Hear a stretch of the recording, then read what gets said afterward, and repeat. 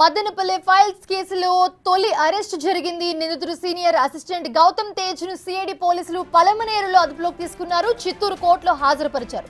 July 21న Madanapalle sub కార్యాలయంలో కీలకమైన ఫైళ్లన్నీ మంటల్లో కాలిపోయాయి. వైసీపీ హయాంలో భారీగా భూ ఆక్రమణలు జరిగాయని ఆరోపణలున్నాయి. వాటిపై దర్యాప్తు జరుగుతున్న సమయంలోనే సబ్ కలెక్టర్ ఆఫీసులో ఫైళ్లన్నీ కూడా దగ్ధమయ్యాయి. ఈ వ్యవహారంపై దర్యాప్తు చేస్తున్న సిఐడి పోలీసులు ప్రధాన నిందితుడిని ఇవాళ అరెస్ట్ చేశారు.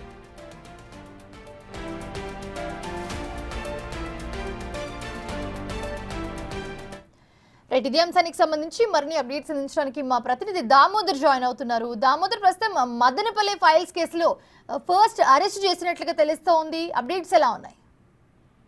మోనిషా, జులైలో జరిగిన మదనపల్లి కలెక్టరేట్ కీలక ఫైల్స్ దగ్ధం కేసుకు సంబంధించి సిఐడి పోలీసులు మొట్టమొదటిసారిగా ఒకరిని అరెస్ట్ చేశారు. ఈ కేసుకు సంబంధించి 9 మంది నిందితులు ఉన్నట్లు అప్పట్లోనే సిఐడి పోలీసులు తెలియజేశారు. ముందుగా అదే రోజు మోనిషా చెప్పండి దామోదర్, వినిపిస్తోంది. అదే రోజు సిఐడి పోలీసులు సిఐడి చీఫ్ కూడా అక్కడికి వచ్చి ఏదైతే దర్యాప్తును పరిశీలించారో ఆ తర్వాత కేసును సిఐడికి పూర్తి స్థాయిలో అప్పగించారు.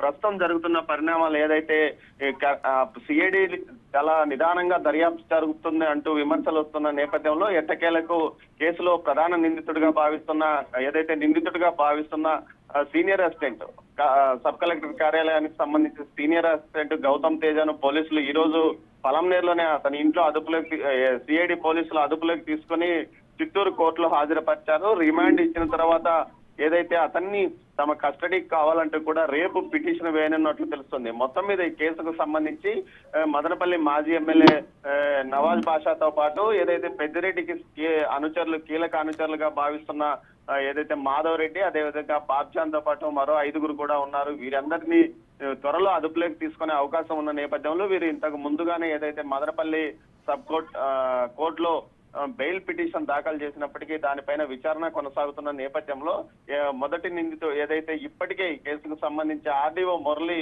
ఏదైతే అతని ఇంట్లో ఏసీబీ దాడులు నిర్వహించిన తర్వాత ప్రస్తుతం అతను ఏసీబీ రిమాండ్ లో ఉన్న పరిస్థితి. మొత్తం మీద చూస్తే ఈ కేసుకు సంబంధించి కీలకంగా మురళితో పాటు అదేవిధంగా ఈ గౌతమ్ నందా ఉన్నారు, గౌతమ్ తేజ ఉన్నారు. గౌతమ్ తేజ ఏదైతే దగ్ధం జరిగిన రోజు అదే సమయంలో అక్కడ ఉన్నట్లు కూడా సీసీ ఫుటేజ్ ద్వారా నిరూపించగలిగిన నేపథ్యంలో ఇతనిని విచారించిన తర్వాతనే పూర్తి స్థాయిలో మరిన్ని అరెస్టులు ఉండే అవకాశం ఉంది. మోనిషా, మొత్తం మీద అయితే గౌతమ్ తేజ అరెస్టుతో ఈ కేసుకు సంబంధించి అరెస్టులు ప్రారంభమయ్యాయని తెలుస్తోంది. Right, thanks for the updates Damodar.